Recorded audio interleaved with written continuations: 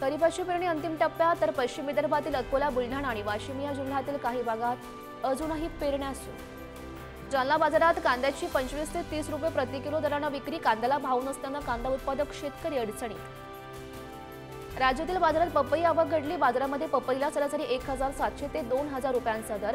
पुढील काही दिवस दर टिकून राहण्याची शक्यता।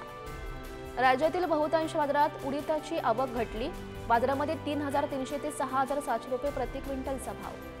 पुण्याच्या मंचर बाजार समितीमध्ये 5000 पिशवी कांद्याची आवक। मंगळवारी कांद्याला प्रति 10 किलो 180 रुपये मिळाला भाव। जालनाच्या बाजारामध्ये 55 ते 60 रुपयांनी नारळाची विक्री। सध्या बाजारामध्ये नारळांची आवक कमी झाल्याने नारळाचे दर वधारल्याचं चित्र। बाजारामध्ये आल्याच्या दरांमध्ये मागील काही आठवड्यांपासून चढ उतार। आल्याला 2700 ते 3500 रुपये प्रति क्विंटलचा दर। बुलढाण्यामध्ये जिल्ह्यात सोयाबीन पिकावर हुमणी अळीचा प्रादुर्भाव। उभ्या पिकावर नांगर फिरवायची शेतकऱ्यांवर वेळ। शेतकऱ्यांवर दुबार पेरणीची संकट। हिंगोली जिल्ह्यात पावसानं दडी मारल्यानं वांग्याचे भाव 150 रुपये तर मिरचीचे 100 पार। भाव गगनाला गेल्यानं सर्वसामान्यांच्या खिशाला मात्र कात्री।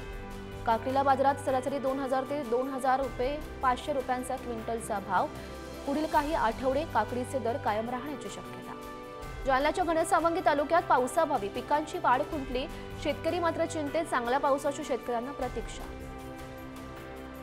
हिंगोली जिल्ह्यात गेल्या 8 ते 10 दिवसांपासून पावसाची उघडीप, त्यामुळे खरीपाची पिकं करपून जाण्याच्या मार्गावर। पाऊस न आल्यास सोयाबीन जळून जाण्याची शेतकऱ्यांना भीती।